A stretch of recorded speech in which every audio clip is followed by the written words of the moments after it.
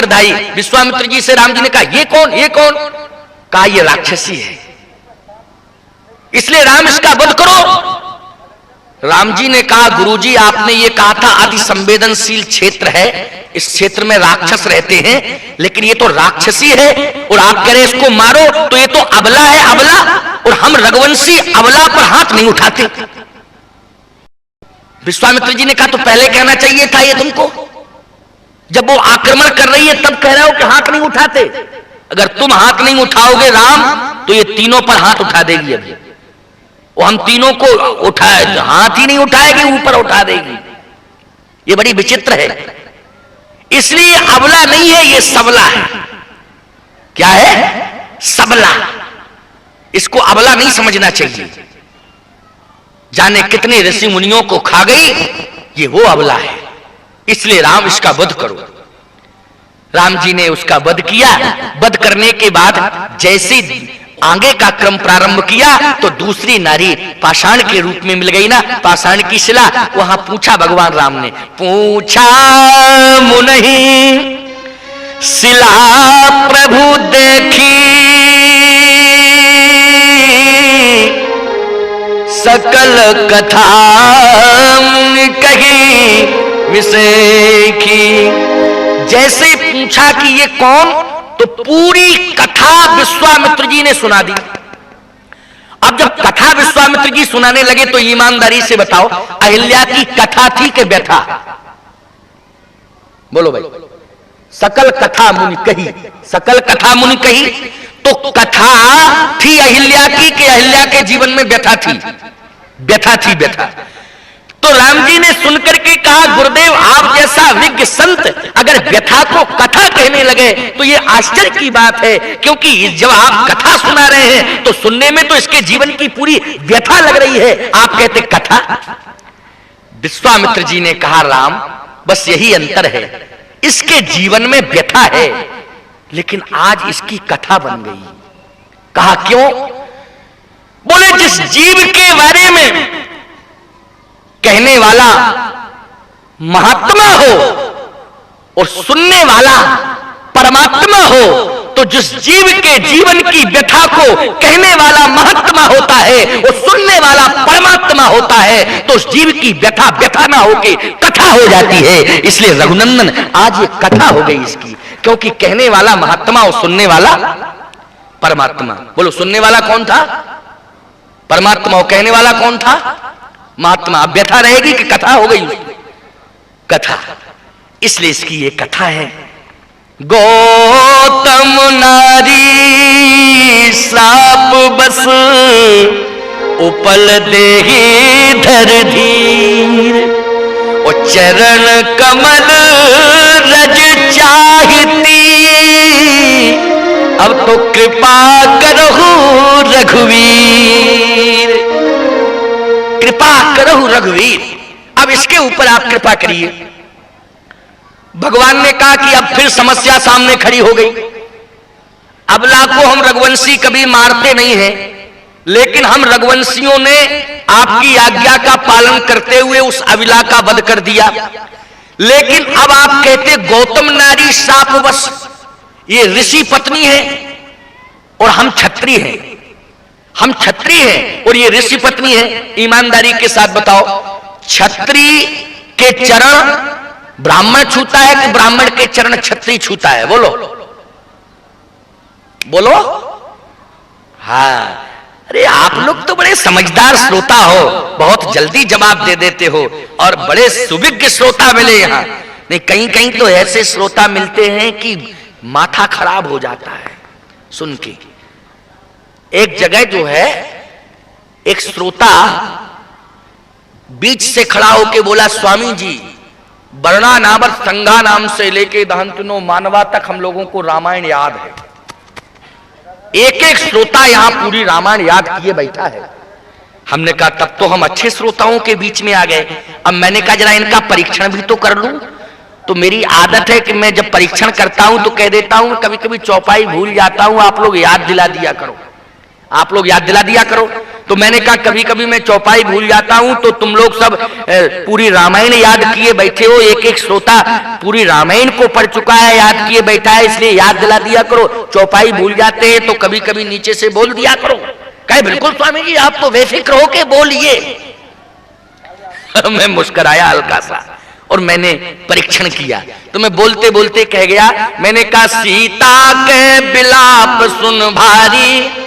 अब मैंने कहा नीचे की अर्धाली नहीं उठ रही, बताओ श्रोताओ। तो जो श्रोता खड़ा हुआ था वही खड़ा हो गया, उसने कहा नीचे की अर्धाली है मंगल भवन मंगल हारी। मैंने कहा कहीं का ईंट कहीं का रोड़ा, भानुमती ने कुनवा जोड़ा। तो यहां का श्रोता मुझे बड़ा विज्ञ श्रोता लग रहा है, शांति से कथा सुन रहा है, भगवान की बहुत बड़ी कृपा। तो मैं निवेदन करना चाहता हूं, भगवान श्री राम ने कहा गुरुदेव ये तो धर्म संकट पैदा कर दिया आपने, चरण कमल रज चाहती कृपा करो रघुवीर। आपका चरण कमल ये चाहती है, तो ये ऋषि पत्नी है ना, ऋषि पत्नी। अब ऋषि पत्नी विचार करना, भगवान श्री राम कहते हैं मैं क्षत्रिय हूं और ऋषि पत्नी के चरण छुड़ा दूं, मेरा तो धर्म ही चला जाएगा। भगवान राम ने जैसे कहा तो संत देखो समाधान देते हैं। बहुत बढ़िया बात हम बताएं, इसमें कितना बढ़िया समाधान निकाला। संतों के द्वारा तो समाधान मिलता है ना, तो समाधान कैसे मिला? अब देखो समाधान लो, हमारी तरफ देखो, हमारी तरफ देखो। हमने तुम्हारी प्रशंसा कर दी तो तुम लोग उसमें डूब गए। हमारी तरफ देखो, क्या सुना रहा था मैं, बोलो। ऐसे काम नहीं चलेगा भाई, याद रखना पड़ेगा। माताएं तो बहुत ध्यान से सुन रही हैं, बहुत ध्यान से सुन रही हैं। अच्छा क्या बोल रहे थे बताओ? हाँ, देवियां उत्तर दे रही हैं, चरण कमल रज चाहती कृपा करो रघुवीर। लेकिन समस्या यह है कि ये ऋषि पत्नी है और मैं चरण छुआ दूं तो मेरा धर्म नष्ट हो जाएगा। और रामो विग्रहवान धर्म, राम साक्षात धर्म है, और धर्म क्या ये अधर्म कर सकता है? बोलो कि चरण छुआ देंगे राम जी तो राम जी कहते हमारा धर्म नष्ट हो जाएगा। विश्वामित्र जी महाराज ने कहा राम जी एक ही समाधान है, पहले तो आप हमारी आज्ञा का पालन करते हुए चरण छुआएं, फिर मैं बताऊंगा ना उपाय।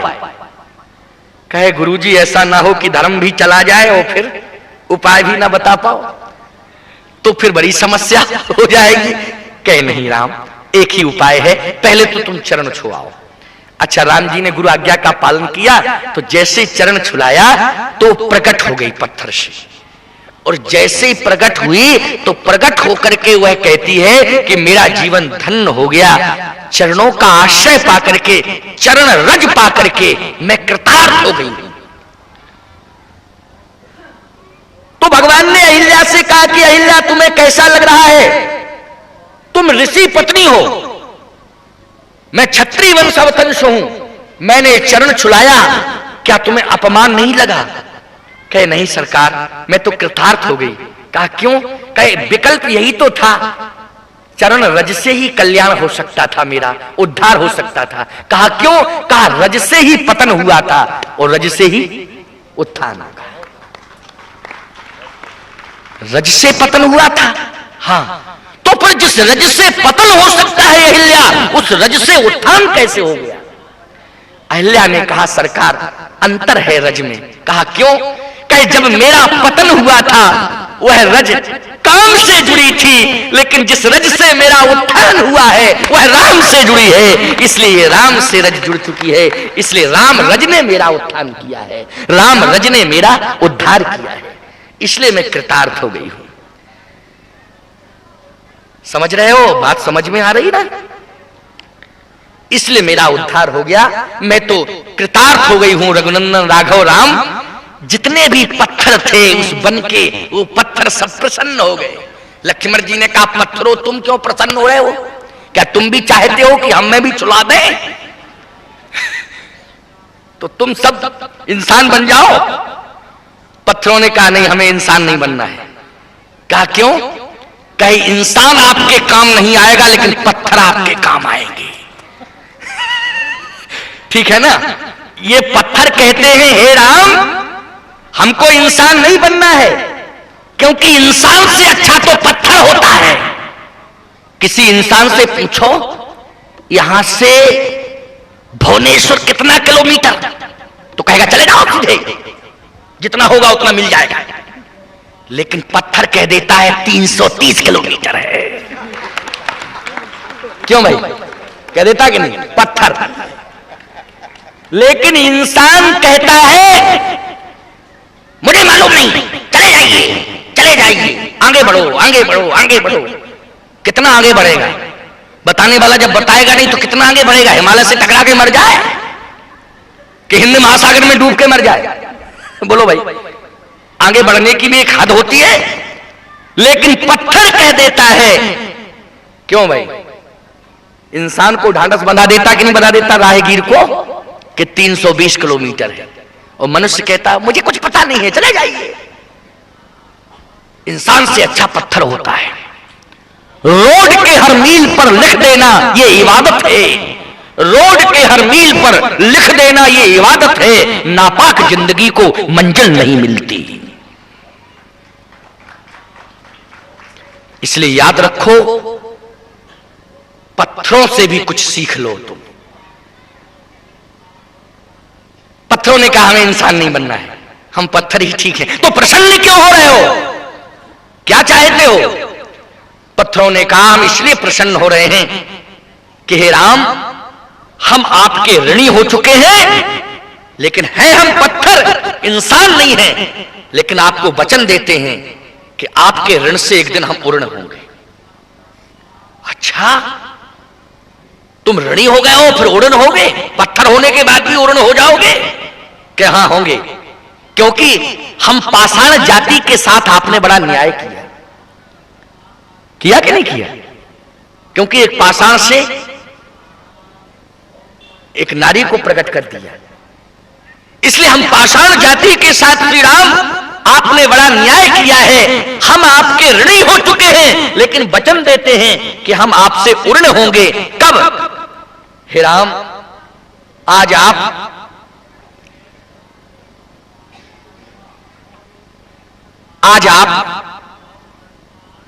हमारे वन में पधारे और एक पाषाण का उद्धार कर दिया।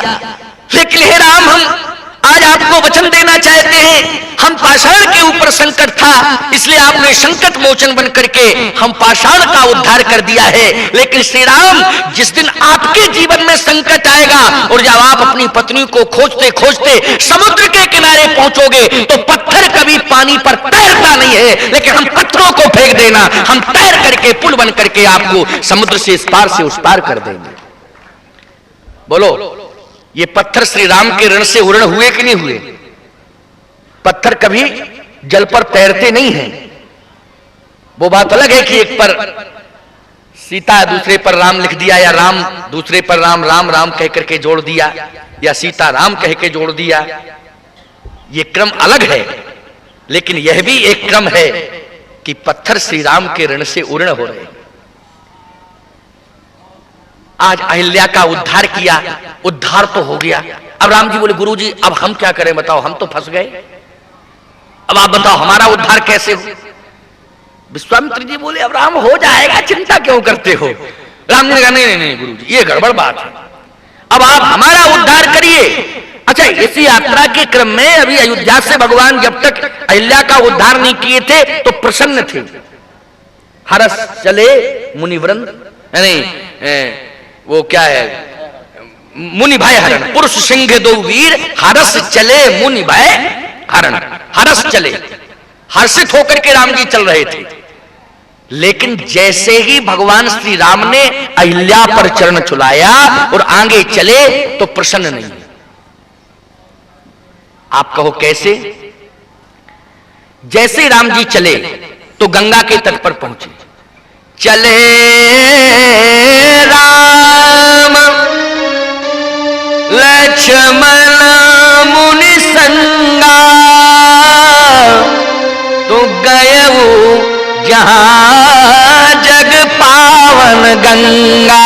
चले राम, पहले हरस चले मुनि भय हरण, लेकिन अब चले राम लक्ष्मण मुनि संगा। कोई शब्द प्रसन्नता का तो नहीं जुड़ा इसमें। गए जहां जग पावन गंगा,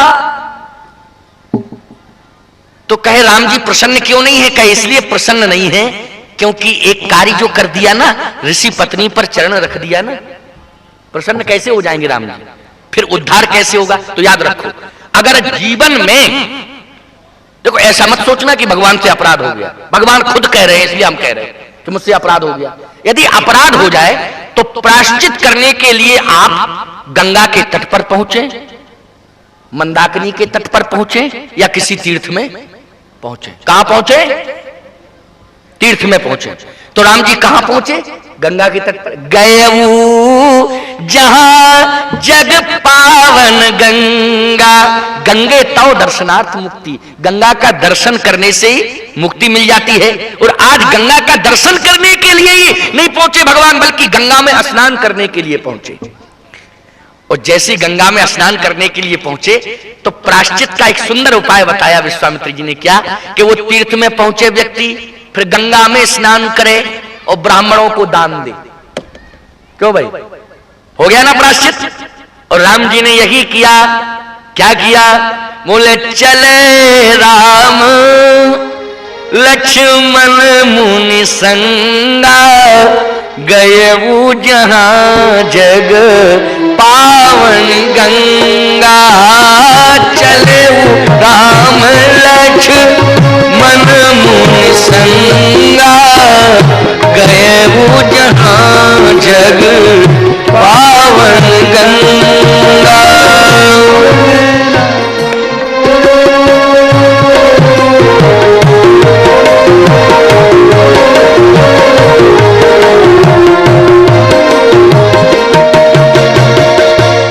गंगा के तट पर पहुंच गए।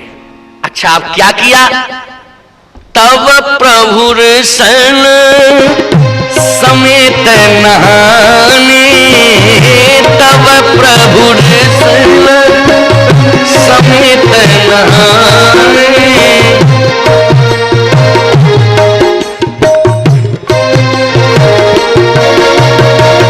भगवान ने ऋषि के साथ स्नान किया गंगा में। अच्छा, जैसे ऋषि के साथ स्नान किया तो स्नान हो गया, गंगा का दर्शन हो गया, तीर्थ का निवास हो गया। इतने पर भी संतोष नहीं मिला तो विविध दान महिदेवन पाए। भगवान राम ने विप्रों को दान दिया। दान देकर के भगवान को पूर्ण संतोष मिल गया। फिर तो गोस्वामी जी को लिखना पड़ा कि हरस चले मुनि वृंद सहाया, तब बेग विदेह नगर निय राया।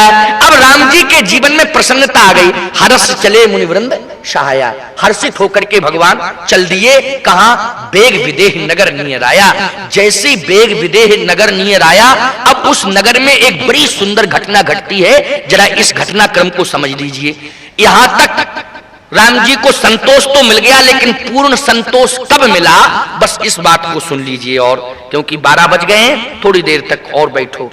हमारे स्वामी सत्य प्रज्ञानंद सरस्वती जी कह रहे थे कि महाराज जी 12 भी बज जाए तो चिंता की बात नहीं है, और अगर 12 से ज्यादा भी बज जाए तो चिंता की बात नहीं है, लेकिन यह चिंता की बात है कि भोजन तुम लोगों को देर से मिले। भोजन समय से मिलेगा, है ना, लेकिन भोजन ही मिल जाए और भजन ना हो पावे पूरा तो फिर गड़बड़ हो जाएगा मामला। इसलिए भजन खूब हो जाए, क्योंकि इसमें कल मैंने बताया था मात्रा नहीं है और भोजन में मात्रा है, तो ये बिना मात्रा का काम है। इसलिए थोड़ा सा समय और देखें आप, फलश्रुति और सुन लीजिए, फिर इस कथा को फिर आगे बढ़ाएंगे। अभी तो हमको 2 दिन और बोलना है ना, कल और परसों। कल कै तारीख है? कल 13, 14 राम कथा 14 तक चलेगी और 15 को आशीर्वचन। अच्छा, तब ठीक है, 2 दिन और हैं, इसलिए इस क्रम को समझते रहना। मैं निवेदन करना चाहता हूं, जैसे वेग विदेह नगर नियर आया, तो जैसे विदेह राज्य का नगर आया तो तो भगवान के मन में अब आप विचार करना, गिरा अर्थ जल बीच सम कहियत भिन्न न भिन्न, बंदो सीता राम पद जिन्हि परम प्रिय खिन।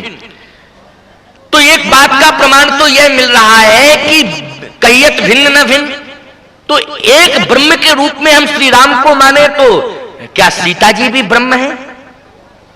कहियत भिन्न न भिन्न। लेकिन समस्या यह है कि एक ब्रह्म बेटा बन के आया तो दूसरा ब्रह्म बेटी बन के आया। ब्रह्म एक ही है, वही ब्रह्म बेटा बन के कहां पहुंच गया? जनकपुर अयोध्या में। और बेटी बन के कहां आ गया? जनकपुर में। तो एक जगह बेटी क्यों बना, एक जगह बेटा क्यों बना? कहियत भिन्न न भिन्न, गिरा अर्थ जल बीच सम। इसलिए बन गया क्योंकि जनक निष्काम कर्मयोगी है। और याद रखना, बेटी का बाप देना ही देना जानता है, लेना नहीं जानता है। समझ रहे हो कि नहीं? देना ही देना जानता ना, लेना नहीं जानता है। एक गिलास पानी तक नहीं पीता है, समझ लेना। अगर वो असली बाप है, और यदि वो बाप नहीं है तो बेटी का पूरा धन खा जाता है। उसको हम बाप कहां से कह दें? क्यों भाई? जो बेटी का धन खा जाती है। याद रखना, बाप उसी को हम कह सकते हैं बेटी का बाप जो बेटी के यहां का एक गिलास पानी तक ना पिए। वो कहता है महाराज हमने खाया था तो 10 रुपया दे तो दिया, एक थाली का हिसाब कर दिया। अरे थाली के हिसाब से हिसाब कितना हो जाएगा?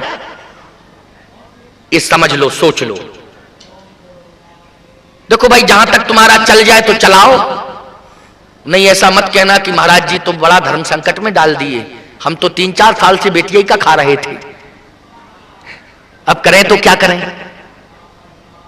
ये हमारी बात को स्वीकार कर लेना, ये मैं शास्त्र की बात कह रहा हूं।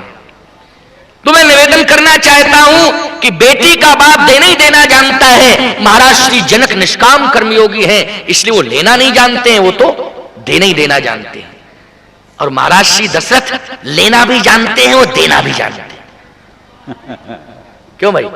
लेने और देने की परंपरा महाराज श्री दशरथ के जीवन में है। वो लेना भी जानते हैं और देना भी जानते हैं। तो ब्रह्म ने निर्णय लिया कि ये लेना भी जानते हैं और देना भी जानते हैं, तो इनके साथ लेने का भी क्रम जुड़ा है, तो मैं इनके यहां बेटा बन जाऊं, क्योंकि बेटे का बाप लेना ही लेना जानता है और बेटी का बाप देना ही देना जानता है। इसलिए ब्रह्म जनकपुर में जनक जी के यहां बेटी बन गया और अयोध्या में वह ब्रह्म दशरथ के यहां बेटा बन गया।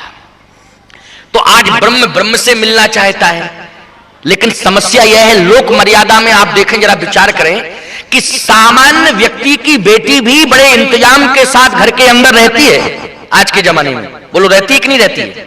सामान्य बेटी भी घर के अंदर बहुत मर्यादित व्यवस्था में रहती है। फिर महाराज श्री जनक की, राजा की बेटी, क्या राम जी अगर चाहें कि हम मिथिला की गलियों में सीता जी से मिल लें तो मिल सकते हैं क्या? बोलो बुद्धिजीवी, कभी नहीं मिल सकती। अच्छा, समस्या ये कि मर्यादा पुरुषोत्तम भगवान राम है, बिना बुलाए किसी के घर में जा ही नहीं सकते हैं। बोलो भाई, अब समस्या अटक गई, करें तो क्या करें? अब भगवान राम ने शंकर जी का ध्यान किया। देखो, शंकर जी भी बड़े विचित्र हैं। जैसे ध्यान किया शंकर जी का, तो शंकर जी प्रकट हो गए। शंकर जी ने कहा, बताएं सरकार, आज्ञा करें, कैसा याद किया?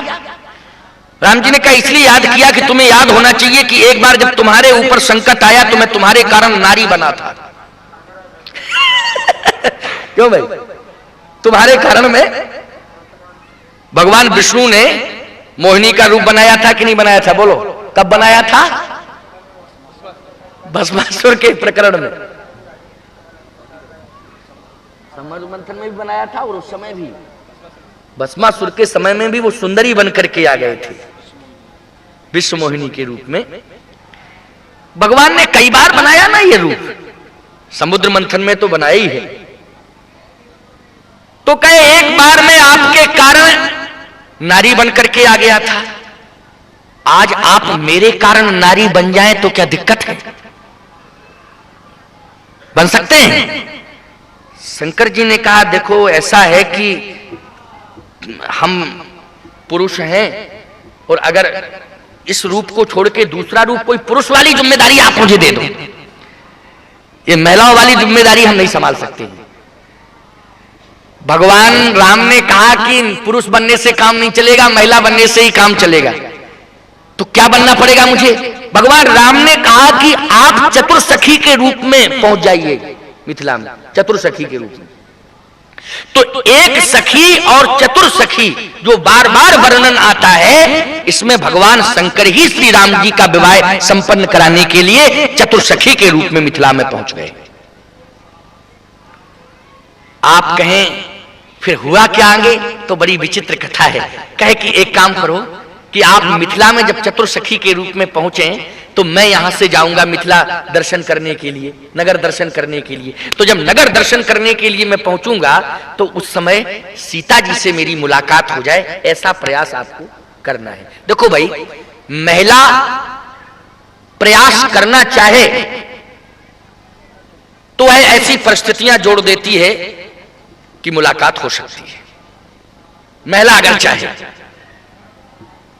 तो कहेगी आपका अगर प्रयास हो जाएगा तो निश्चित रूप से। देखो, भगवान श्री राम का जो दृष्टिकोण है वो बड़ा उपासनात्मक दृष्टिकोण है, समझ रहे हो ना? ब्रह्म ब्रह्म से मिलना चाहता है ना। कुछ लोग कहते हैं ब्रह्म शक्ति से मिलने के लिए गया। मैं तो कहता हूं चाहे ब्रह्म शक्ति से मिलने गया हो या ब्रह्म ब्रह्म से मिलने गया हो, लेकिन इस मुलाकात के क्रम में वरीयता किसको दी जाएगी? भगवान शंकर को। भगवान शंकर जैसे ही पहुंचे मिथिला में तो आप विचार करना, इधर भगवान श्री राम ने गुरुजी से प्रार्थना किया। क्या प्रार्थना किया? भगवान श्री राम ने प्रार्थना यह किया, लक्ष्मण जी का बहाना लेकर के। समझ लेना इस बात को, किसका बहाना लिया? लक्ष्मण जी का। लक्ष्मण जी का बहाना लेकर के भगवान श्री राम क्या प्रार्थना कर रहे हैं गुरुदेव से? नाथ लखनपुर देखन चाहिए। लक्ष्मण जनकपुर देखना चाहता है। क्या लक्ष्मण अगर जनकपुर देखना चाहता है? लक्ष्मण, हाँ गुरुदेव, नाथ लखनपुर देखन चाहिए। विश्वामित्र जी बोले राम जब लखनपुर देखन चाहिए